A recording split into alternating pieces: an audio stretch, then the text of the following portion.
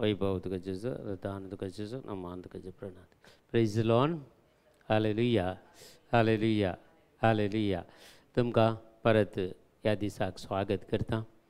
आज ऑक्टोबरची 5 तारीख आणि आज देवाच्या उतराचो तोड नियाळ करूंक आज आमी सांगता मेळ्ळ्या. तर सकाळांक तुमकां बरो येवकार मागता आनी सर ह्या रिफ्लेक्शनाक आमी एक गेडीभर आमकां समय तयार करया.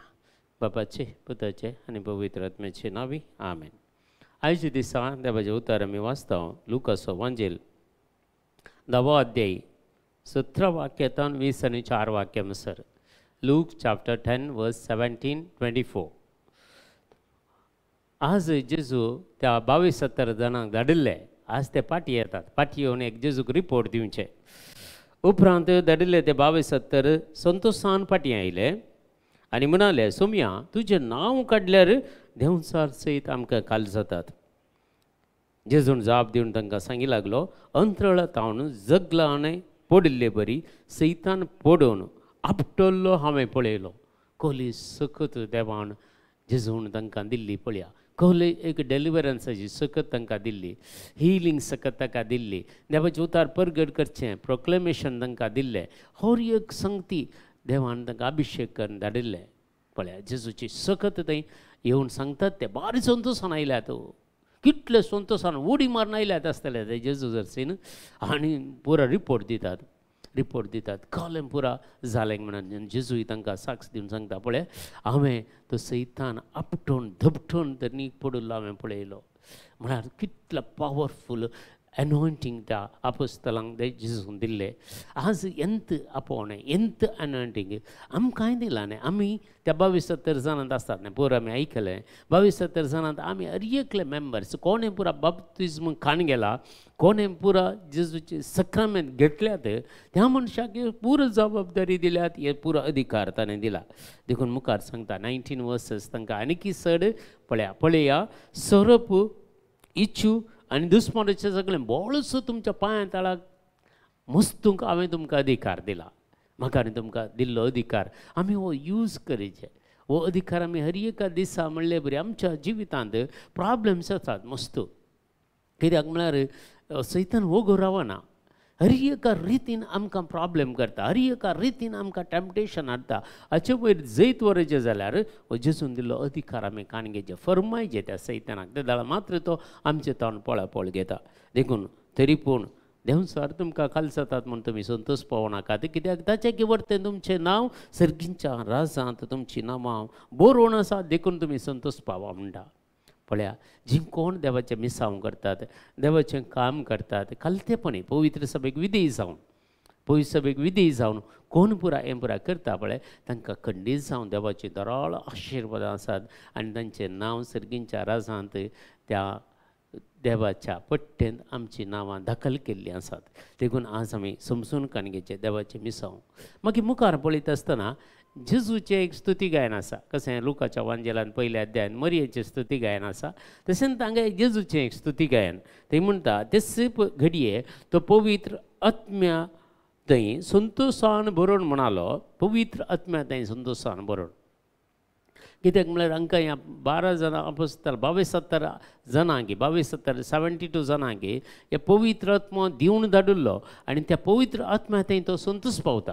पवित्र आत्म्या थंय संतोश पावता आनी म्हणालो, बापा सर्गा आनी संवसाराच्या धन्या आनी बुद्धवंतां तावन लिपोवन दवरलेल्यो त्यो संगती तुवें ल्हानाक उगड्यापय केल्ल्या. हे अपोस्तल पुरा 22-27 जाणे पुरा ल्हान व्हडवीक व्हडले ग्रॅज्युएशन कान गेले व्हडले खंडीनातले तांते. तांदूळ मासले बगतले आनी कोण तांचे 12 जाणांचे तांचे थोडे फॉलोवर्स हे पुरा 22-27 जाण तांकां जेजू संतोष पावून देवाची स्तुती करता, देवाक अर्घ दिता, देवाची महिमा वाकनता, कित्याक हें पुरो तांकां उगडापें गेल्ल्या खातीर जेजू कडेन रावल्यार जेजूच्या सांगता आमी सगळो दीस करसूंक आमी प्रयत्न करता जाल्यार चड जावन ह्या संवसाराच्या वशांतावन आमी इल्लेशे मेकळे जावन, कुडीच्या वडण्यांतावन मेकळे जावन, दोळ्यांच्या पुसलेतावन मेकळे जावन, जर आमी जेजूचे उतार आयकता, इल्लेशें अर्गां दिवन प्रेजस करून आमी जेजू सांगता रावता, एक खंय म्हणी एक मिसाच्या बलिदानाक आमी डेली वेता, या खंय आमकां अवकाश मेळटा तेन्ना एक आराधनाक वचून बसता, या चड आनी चड इल्लेशे बायबल आमी वाचता, थोडो वेळ आमी एक एका दिसाक एक 2 वरां तरी देवा सांगता करता जाल्यार अहले संगती आमच्या जिवितांत घडतात, आमच्या जिवितांत घडतात. देखून सगळे म्हज्या बापान म्हज्या अधीन केला म्हणटा पळया, सगळें ह्या संवसारीक कित्याक सगळें बापान जेजूच्या अधीन केलां. पूण पूत कोण म्हणून बापा शिवाय कोणूच नेना आनी बाप कोण म्हणून पुता विशयी कोणी नेना. पूण जेजून कोणाक उगडापें केलां पळय तांकां बाप कोण म्हणून गत आसा, जेजू कोण म्हणून गत आसा. म्हाका आनी तुमकां देवान उगडापें केलां जेजू कोण गी म्हणून. जेजू तुज्या जिवितांत तुजो कोण जावन आसा, रचणार जावन आसा, सडवंदार आसा आनी तुका सगळ्या वायटा विकटांतले राखलो आसा. तुज्या पातकां खातीर ताणें बलिदान भेटयिल्लें आसा. तुज्या हर एका जिवितांत तुका काकुळत लाभयल्ली आसा. हो जेजू जावन आसा म्हजो आनी तुजो. देखून म्हाका आनी तुका जेजूची वळख आसा. आज जेजूची खरी वळख म्हाका आनी तुका आशिल्ल्या वरवीं आमी सगळें हें करूंक शकता. देखून जेजूचे स्तुतिकान उपरांत सिसांतय परतून ताणें म्हळें, भागी दोळे तुमी देखतात ते.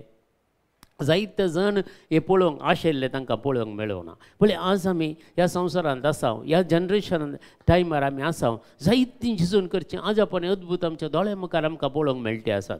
आमी हें पळयता, आमी भागी. कित्याक म्हळ्यार जेजू कशें काम करता म्हणून. आमी कोणाक तो तशें करता, वो कशें करता ना, आमी दुसऱ्यांचें कोण नायकी नाका. आमी संतोश पावया. कित्याक म्हळ्यार जेजू कोणा मारिफात तरी काम करता न्ही. जेजू कोणा मारिफात तरी अजुनूय अजापानी अद्भुतां करता. जेजू कोणा मारिफात करी देंवसार धांवडयता. जेजू कोणा मारिफात तरी लोकांक सुडखा दिते आसा. हें म्हणून आमी जेजूक अर्घां दिवचें, संतोश पावोवचें. आमी भगार त्या मनशा विशयी वायट उलोवचें न्हय. देखून देवाचें उतर सांगता पळय, सिसांतय परतून ताणें म्हळें, भागी दोळे तुमी देखतात ते. कित्याक हांव तुमकां सांगता, साबार प्रवादी हें पळोवंक आशिल्लें पूण तांकां तें पळोवंक मेळोना. तरी तांकां तें पळोवंक मेळ्ळें ना. तरी तुमी आयकतात आनी आयकूंक आशिल्लें तरी तांकां तें आयकूंक मेळोना. जायत लोक आयकूंक आशिल्ले देवाचें उतर थोड्यांक देवाचें उतार परगट जावना. पूण आमी भागी, आमकां देवाचें उतार परगट जालां. आमी रिन्युवलांत आसा, आमी देवाचें उतार आयकता, देवाचें उतार हेरांक सांगूंक आमी शकता. आनी खंडीत जावन आयचे दिसा आमी खंडीत जावन आमी जेजूक रिपोर्ट दिवचें. आमी इतल्या वर्सांनी रिन्युवलांत आसा, आमी जेजूक रिपोर्ट दिवचें खंडीत जावन. जेजूच्या नांवान कितें पुरो आमी केलां, जेजूच्या नांवान कितलें बरेंपण जालां, जेजूच्या नांवान कितलें बरेंपण आमच्या कुटुंबान जालां, आमच्या समाजान जालां, आमच्या फिरगेच्यान जालां, आमच्या वाड्यान जाल्या, आमच्या कुटुंबान, आमच्या घरान जालां. तें सगळें आज खंडीत जावन ह्या 22-70 पाटी येवन जण पळय संतोशान जेजू कडेन रिपोर्ट दितात. आनी जेजू ही संतोशान देवाक अर्घां दिता.